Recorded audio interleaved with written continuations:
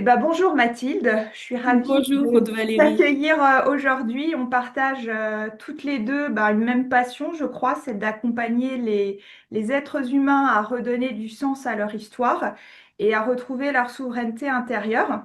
Donc Carrément. aujourd'hui, voilà, je te propose qu'on entre dans ton univers de psychologue, de coach narrative, et pour comprendre surtout ce qui t'anime dans ta pratique et découvrir ton parcours de reconversion, et puis ta vision aussi du métier d'accompagnante aujourd'hui et demain. Peut-être qu'on parlera aussi du futur, pourquoi pas. Ouais, avec plaisir. Eh bien, écoute, c'est vraiment un grand bonheur et puis un honneur aussi de me retrouver face à toi et j'ai hâte d'entendre tes questions. Alors la première, ça va être plus sur tes pratiques. Donc tu exerces là en tant que psychologue et coach narrative, donc près de Bordeaux. Oui. Et finalement, en quoi consiste précisément cette approche narrative? Est-ce que tu peux nous en dire plus et nous expliquer? Ouais, rapidement, l'approche narrative, c'est une approche assez récente qui a été développée en Australie et en Nouvelle-Zélande par Michael White en Australie et David Epstein en Nouvelle-Zélande, mais ils ont travaillé ensemble. Et en gros, cette approche considère que les êtres humains, nous, toi, moi, on est tous constitués d'histoires qu'on se raconte en fait et que on a parfois des histoires de problèmes qui viennent obscurcir notre vie, il y a des histoires dominantes qui peuvent un peu prendre le pouvoir sur notre vie et que finalement, en travaillant ces histoires, en changeant notre regard sur le passé, en nous racontant des histoires différentes, on peut revisiter ces histoires qu'on se raconte pour faire venir plus de soleil dans notre vie, diminuer la place des nuages et finalement cheminer vers notre histoire préférée. Et l'histoire préférée, c'est en quelque sorte, alors il peut y en avoir plusieurs dans une vie, mais en tout cas, c'est l'histoire qu'on choisit pour son avenir.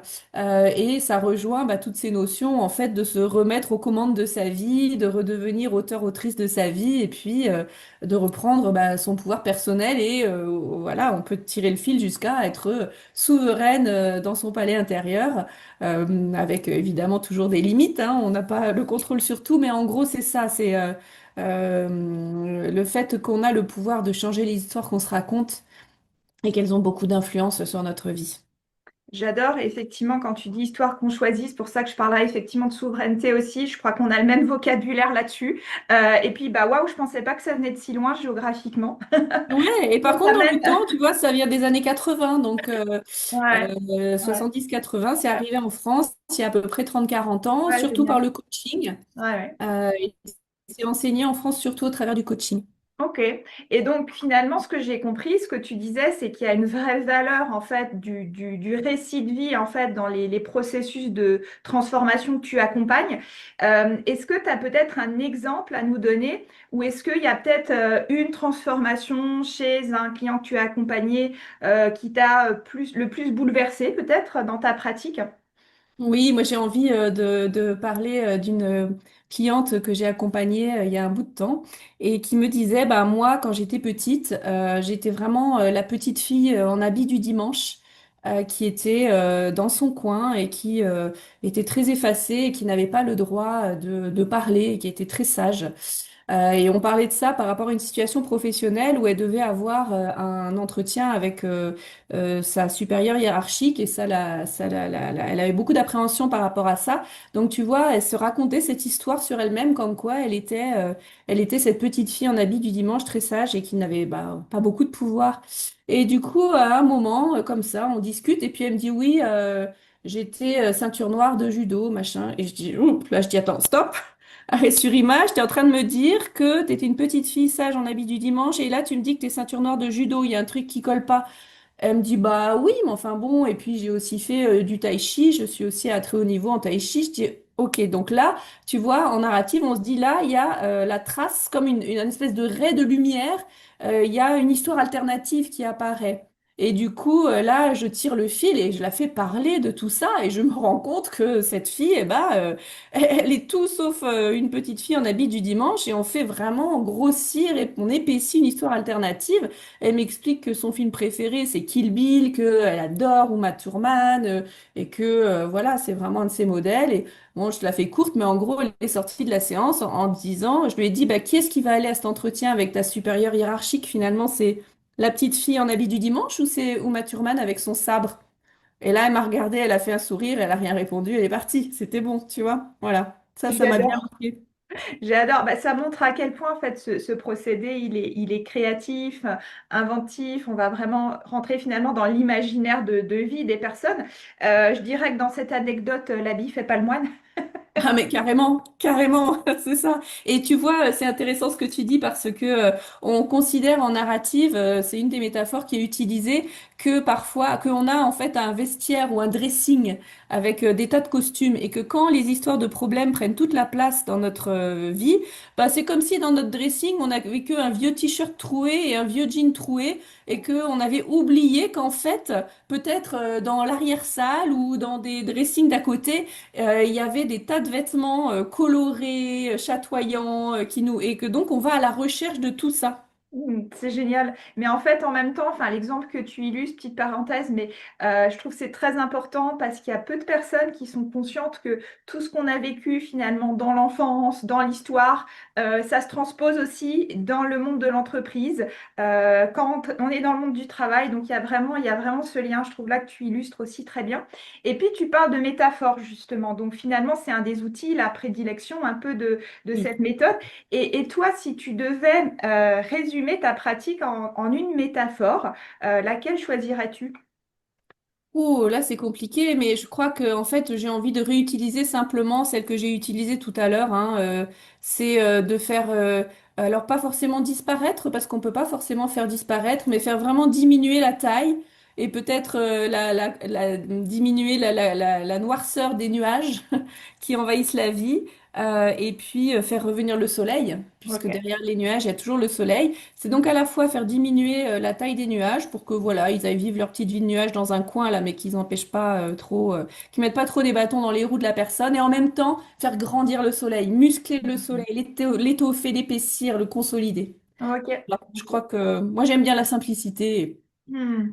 Et tu vois, tu parles de l'imaginaire, tu parles de métaphore, et moi j'irais même jusqu'à parler de poésie. Hmm. En approche narrative, on va être sur de la poésie et sur l'émotion aussi, hein. On Ouais. va beaucoup se servir de l'émotion. Le thérapeute ou le coach montre ses émotions, bien sûr de manière mesurée et pertinente.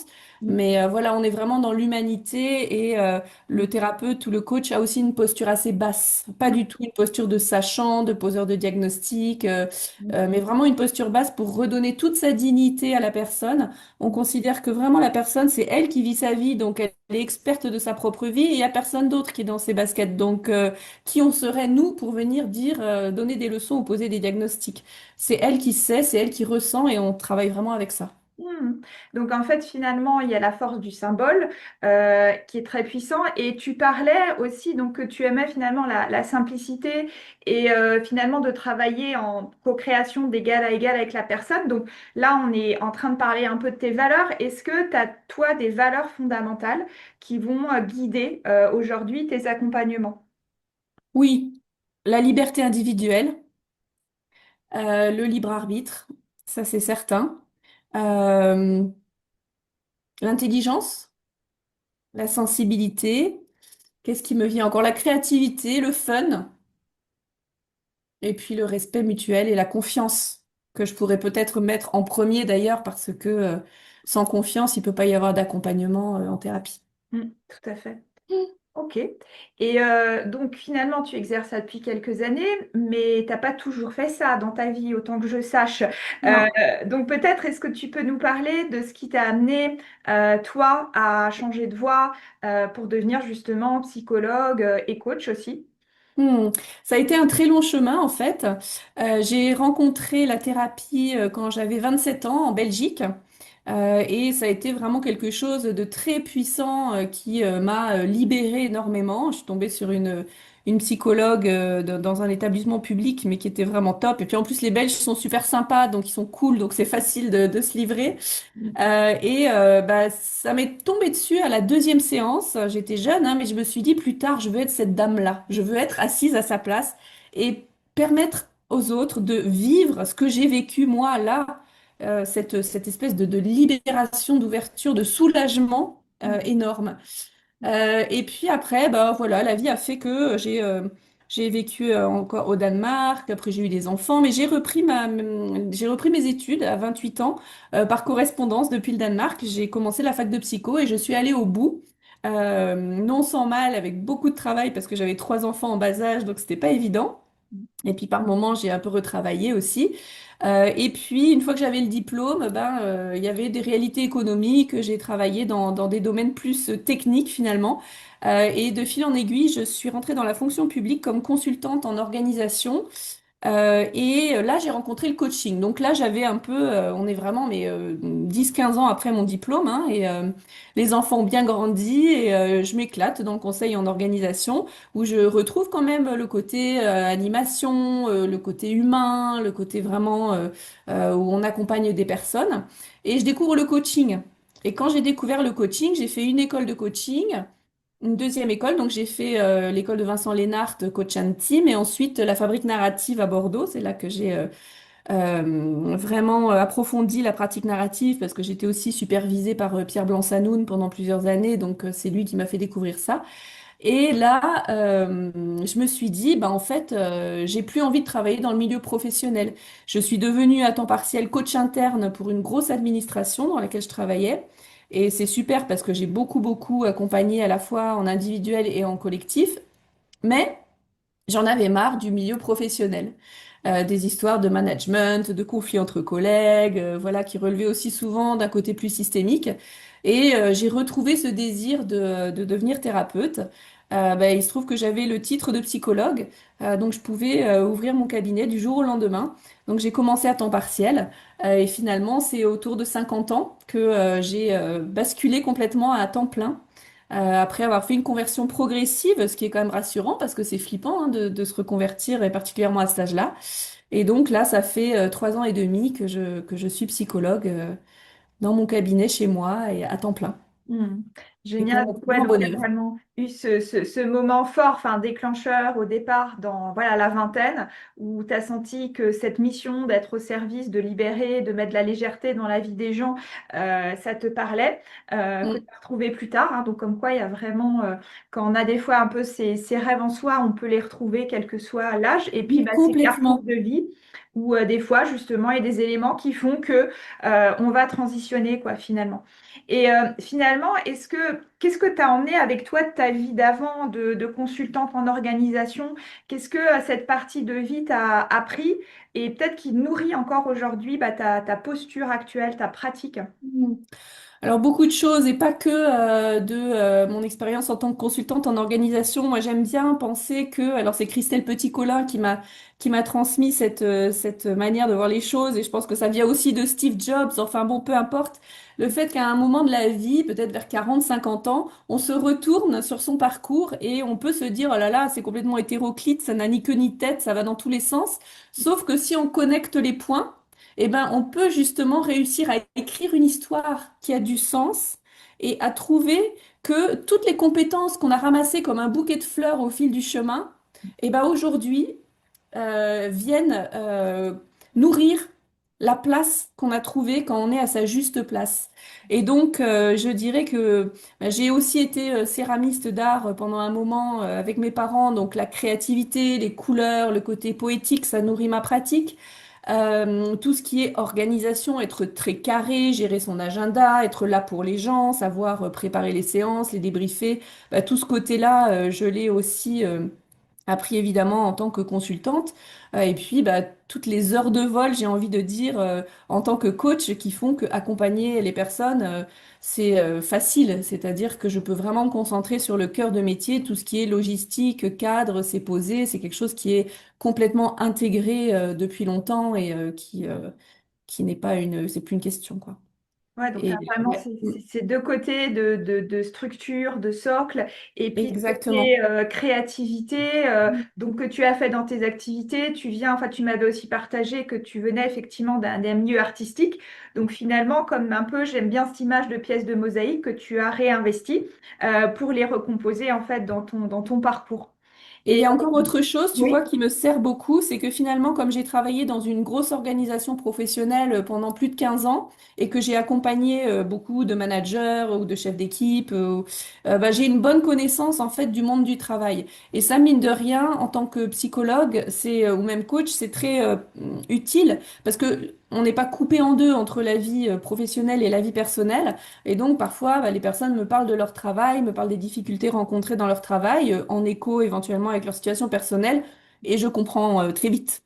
tout à Donc ça, fait. c'est chouette. Tout à fait, c'est vraiment du vécu, voilà. Oui. Et donc là, c'est ce que tu as emmené avec toi, ce que tu as pu valoriser, ce que tu as pu continuer de faire rayonner. Et est-ce qu'il y a des parties de toi que tu as dû laisser mourir justement pour permettre à ce nouveau chemin de d'émerger? Ouh, mourir, le mot est fort, mais quand même, ouais, oui, oui, il y a quelque chose, c'est bah, le travail en équipe et le travail au sein d'une organisation. Ça, c'est une appréhension que j'avais quand je me suis reconvertie parce que je travaillais en équipe, on était vraiment en plus une équipe soudée, on s'entendait bien, on se connaissait depuis des années. Et là, bah, je suis seule et je travaille chez moi, donc c'est complètement différent. Il n'y a plus d'exosquelette en quelque sorte, hein, c'est vraiment autoporté. Et ça, j'étais pas sûre que j'arriverais à vraiment m'auto-organiser et que je savais pas si le fait d'être seule n'allait pas être pesant au bout d'un moment. Surtout finalement à recevoir un peu des problèmes hein, que les gens viennent traiter chez moi. Voilà, donc ça, j'ai mis en place des choses pour m'assurer d'avoir, en dehors du travail, des moments de convivialité sociale suffisants. Avec des amis, notamment qui viennent de mon ancien boulot. Et j'ai découvert de moi que bah, voilà, je suis très à l'aise pour travailler seule. De toute façon, je vois des gens toute la journée. Les rendez-vous sont calés, donc ça fait une structure. Et j'apprécie énormément la simplicité et la fluidité du fait de juste travailler par portion d'une heure ou une heure et demie. Et puis voilà, d'accompagner des gens et de plus avoir toute la complexité avec toutes les réunions Zoom, les séminaires, les process, etc., qu'on peut retrouver dans une grosse organisation de travail. Finalement, c'est plus un allègement qu'autre chose. C'est complètement différent. Mm. Mais ça, c'est une partie, ouais, je ne me vois pas revenir travailler dans une organisation comme ça. C'est clair, mais c'est pour ça que je parlais voilà, de deuil à faire, mais parce que pour moi, dans ma vision, on ne peut pas construire sans déconstruire aussi. On ne peut pas faire du neuf forcément en gardant tout de l'ancien. Donc il y a On aussi composte une grande partie, mais à trier. Voilà. En tout cas, voilà, comme tu l'expliques, tu l'as revisité et tu t'es reconstruit ton propre écosystème, quoi. Donc, ouais, et ça n'a pas été facile, hein, c'est vraiment tout un processus. La reconversion professionnelle, quand c'est aussi différent, il faut vraiment traverser énormément de, moi j'appelle ça des portails de peur, mais qui peuvent être vraiment terrifiants. Et une fois qu'on est vraiment passé de l'autre côté, on se dit, mais pourquoi j'ai eu peur de ça? C'est débile. Sauf que quand on l'a pas encore passé, bah, ça fait très très peur ce changement. Et c'est vrai que j'aime aussi accompagner des personnes qui vont vivre des reconversions professionnelles parce que bah, je l'ai fait et je sais à quel point ça fait peur. Et il y a toujours une part de risque et d'incertitude. Donc c'est important aussi de se protéger au maximum en faisant quelque chose de graduel et qui vient être le moins inconfortable possible. complètement. Et puis là, j'aimerais t'amener en fait, la transition vers ta vision de l'accompagnement, parce que justement, tu as évoqué tout à l'heure tes valeurs, dont notamment cet aspect de confiance. Et finalement, ce que tu évoques à plusieurs reprises, c'est l'idée d'avoir vécu les choses, que ce soit dans la reconversion ou d'autres situations. Et tu peux aussi finalement retransmettre ça. Mais au-delà de ces deux aspects, est-ce que toi, tu vois pour toi d'autres qualités, compétences, posture pour ce que tu qualifierais d'un bon accompagnant qui sont essentielles, hein, peut-être des choses que tu fais toi aujourd'hui dans tes pratiques? Bah, la confiance et la confidentialité, l'écoute, mais une écoute totale. Et avec ça, il y a l'attention. J'aime bien cette phrase, alors est-ce que je vais réussir à la citer? Je crois que c'est de Ziggy Hirsch, qui est un thérapeute systémicien belge, me semble-t-il, qui disait qu'il donne à ses patients l'attention d'un démineur à une bombe. Et j'aime bien cette phrase parce que vraiment, c'est ce que je fais en séance. En séance, quand bah, on est face à une personne, hein, on n'est pas comme un psychanalyste derrière, on n'est pas non plus en train de travailler sur un dossier d'ordinateur. Et donc, c'est une attention et une écoute totale. Quand je suis en séance, parfois il y a peut-être une pensée qui me traverse la tête, genre les courses à faire ou quoi, mais c'est très rare. Et je suis vraiment totalement avec la personne. C'est comme si c'était une bulle quasi étanche. Et ça, je pense que c'est très, très important parce que s'il y a la moindre petite fuite énergétique dans une séance ou dans l'écoute, la personne accompagnée le sent de suite. Et pour moi, ça fait vraiment la qualité de la séance.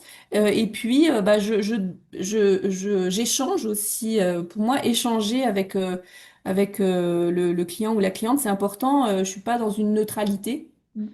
Bien sûr, la personne, elle est au centre de la séance.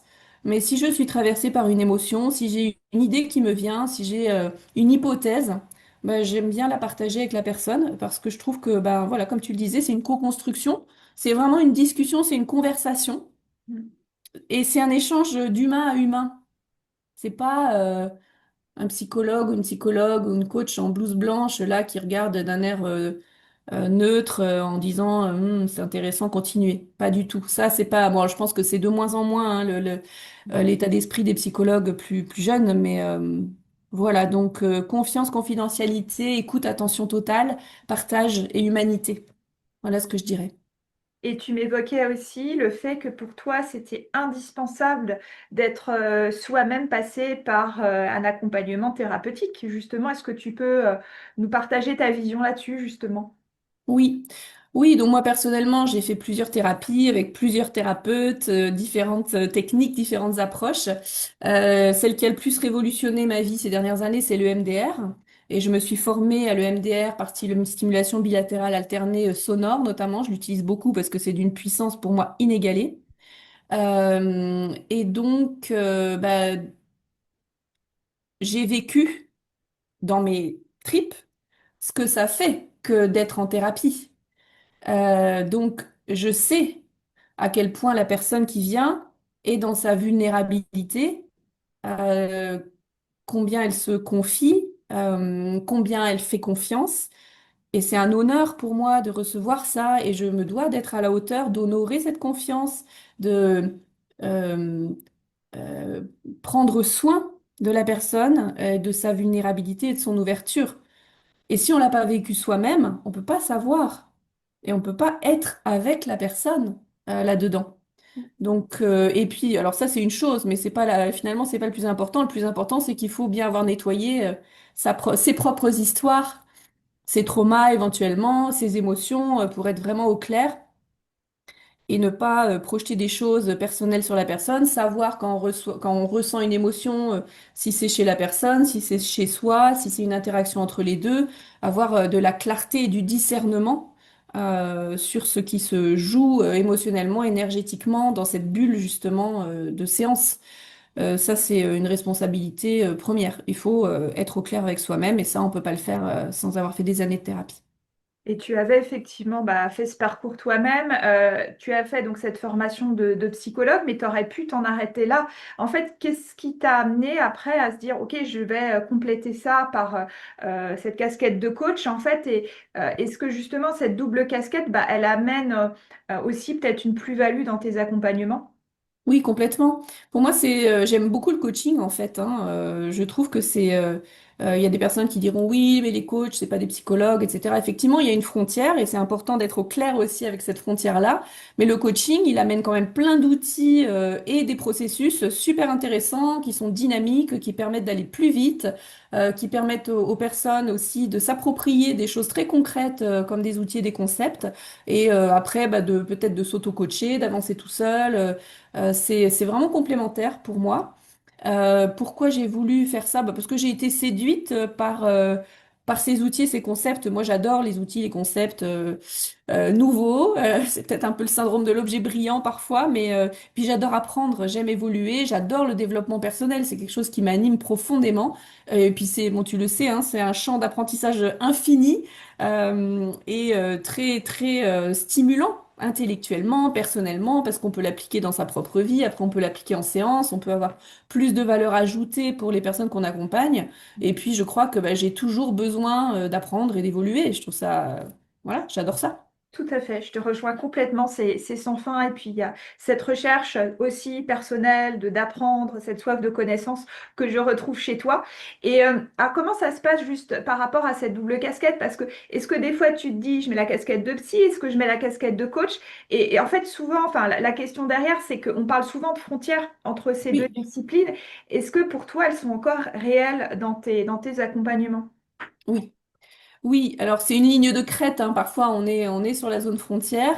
Bah, quand je fais des accompagnements dans le cadre du coaching, tel que le coaching pour les femmes de 50 ans et plus, là que je fais via Instagram, je suis coach. Donc je vais être dans une posture beaucoup plus proactive, je vais être plus moi-même, je vais oser beaucoup plus de choses, je vais mobiliser plus d'outils, ça va être beaucoup plus dynamique, je vais être un peu moins peut-être dans l'écoute et un peu plus pushy, ça peut arriver, faire beaucoup plus réfléchir la personne.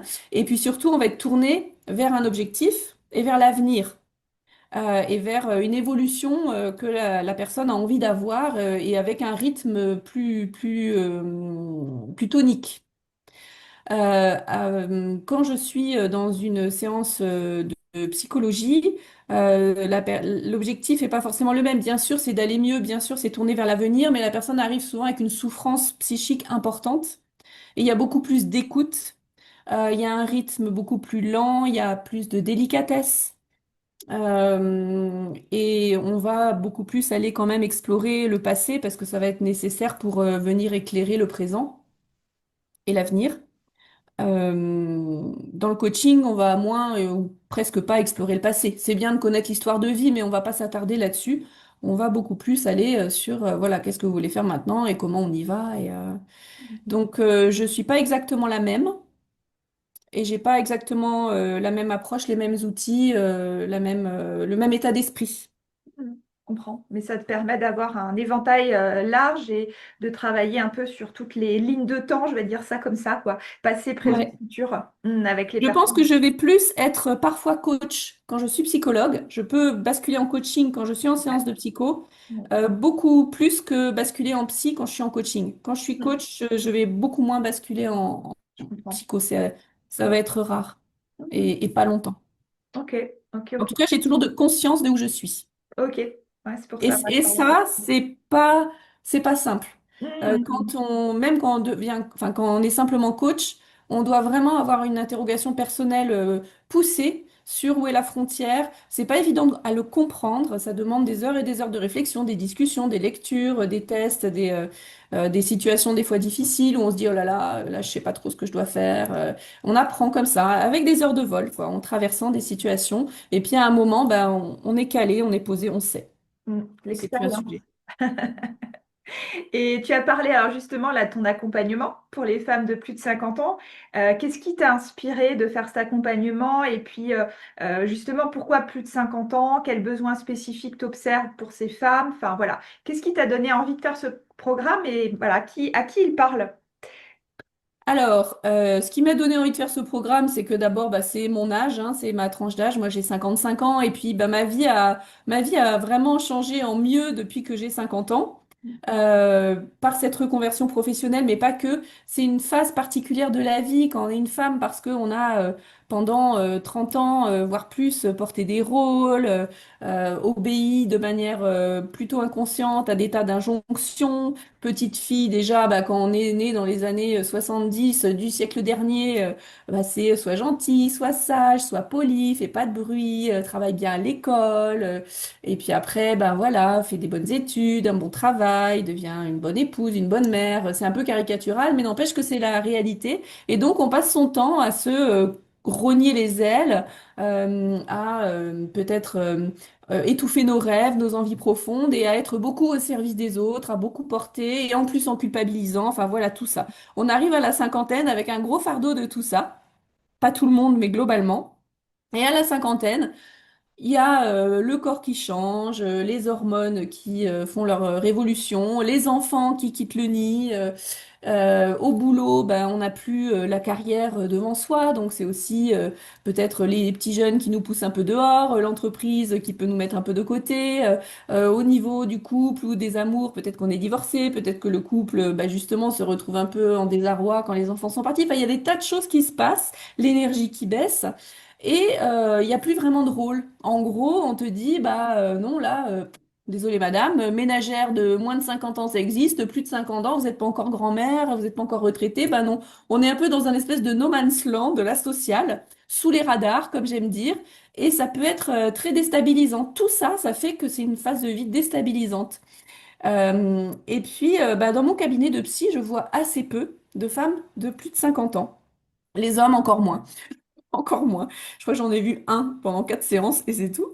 Mais les femmes de plus de 50 ans que j'ai eu l'occasion d'accompagner, qui sont venues me voir, et ben souvent elles n'avaient pas été chez le psy jamais. Et la transformation a été très rapide, a été spectaculaire et ça leur a fait tellement de bien que je me suis dit, mais punaise, il y a vraiment un truc à faire, quoi. C'est un plaisir de les accompagner. Parce que déjà, ben, je les comprends puisque j'ai grandi dans le même monde qu'elles, mais en plus, il y a vraiment matière à les aider énormément. Et moi, c'est ça que je trouve ça magnifique, en fait, de voir une femme qui peut-être n'a pas confiance en elle, qui est triste, qui se sent perdue, qui se dit, ah, ma vie est finie, ça y est, c'est derrière, je sers plus à rien, et puis qui finalement se reconnecte à ses ressources et commence à kiffer sa vie et à se dire, mais en fait, c'est génial, je suis libre, ça y est, j'ai du temps et je peux faire ce que je veux. Bah moi j'adore quoi. Donc clairement c'est pour ça que j'ai ciblé mon coaching là-dessus. Puis j'avais envie de créer mon propre programme de coaching pour donner libre cours à ma créativité, mettre là-dedans tout mon jus de cerveau, tous les outils que je préfère et pouvoir peut-être justement poser un peu la casquette de psy et être plus moi-même. Tu vois, c'est ça en fait, ce compte Instagram et ce programme de coaching, je peux euh, lâcher un peu plus la bride.